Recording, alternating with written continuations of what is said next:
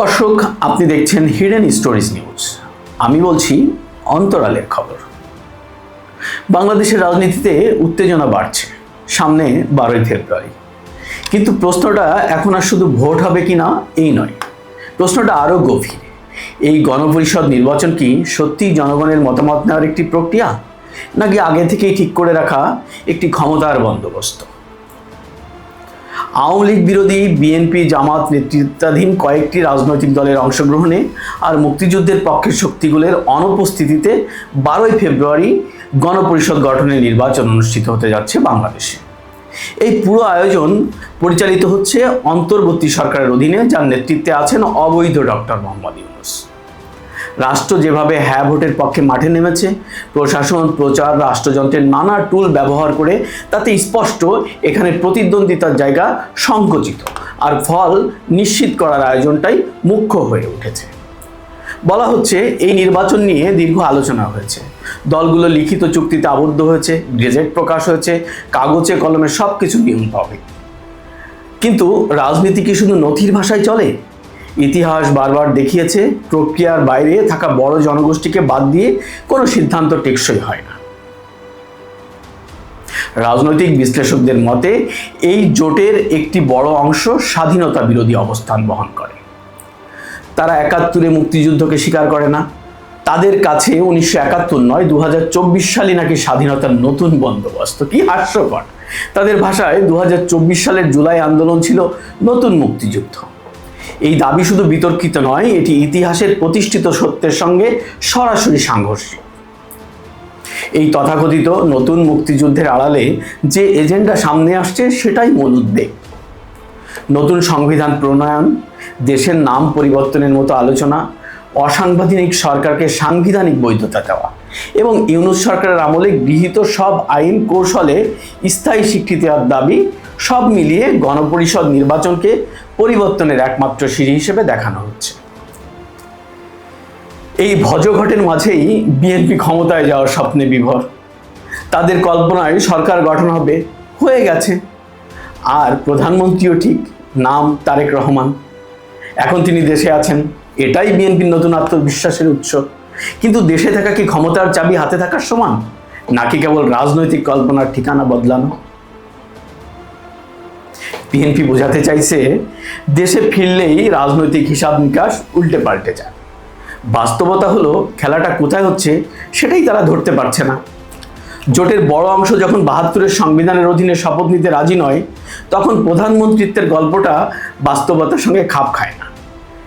দেশে উপস্থিতি দিয়ে যদি সাংবিধানিক জট খুলে যেত, ইতিহাস এত জটিল হতো না।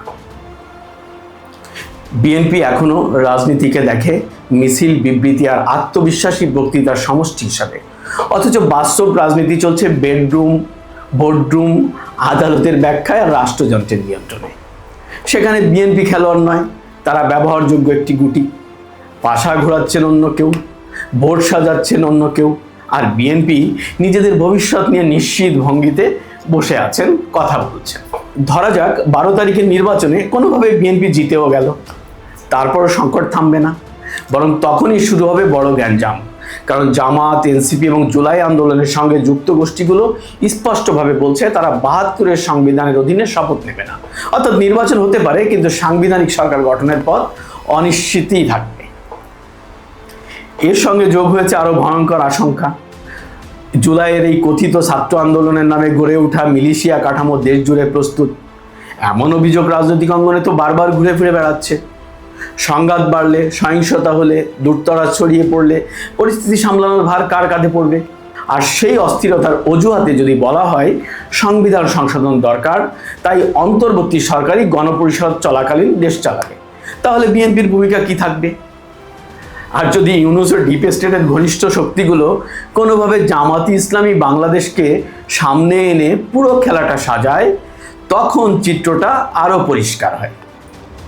জামাতকে ব্যবহার করেই ইউনূস নিজের রাষ্ট্রপতি হওয়ার লক্ষ্য পূরণ করবেন, এমন আশঙ্কা কিন্তু জোরালো। রাষ্ট্রপতি প্রধানমন্ত্রীর ক্ষমতার ভারসাম্যের নামে যে কাঠামো বলা হয় বা হচ্ছে, সেখানে বাস্তবে সামরিক ক্ষমতা রাষ্ট্রপতির একক সিদ্ধান্তে কেন্দ্রীভূত হওয়ার ইঙ্গিতই বেশি। তখন তারেক রহমানের প্রধানমন্ত্রী হওয়ার স্বপ্ন কোথায় দাঁড়াবে? কাগজে কলমের সম্ভাবনায়, প্রচারণার পোস্টারে কিংবা ইতিহাসের ফুটনোটে, বাস্তব ক্ষমতার কেন্দ্রে নয়। এই কারণেই এই নির্বাচন বয়কট করেছে আওয়ামী লীগ ও মুক্তিযুদ্ধের পক্ষের দলগুলো। তাদের অবস্থান স্পষ্ট।